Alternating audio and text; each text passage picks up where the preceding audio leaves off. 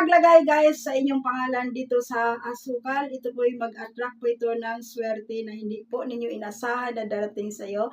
Unexpected na pera po ang dulot nito. Kaya guys, kung gusto mong malaman kung paano gamitin ang asukal at ang iyong pangalan guys para dumating sa iyong swerte, watch this video until the end. Ituturo ko po sa inyo ang tamang paraan sa paggamit nito.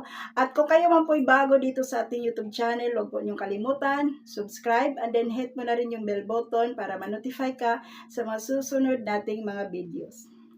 Ngayon po guys, kailangan natin sa paggawa nito 100% na naniniwala po tayo at positibo po tayo sa gawain ito.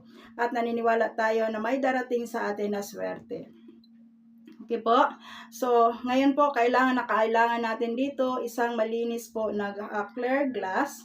Pwede baso or pwede po garapon. Importante, walang nakaprint. And then, brown sugar.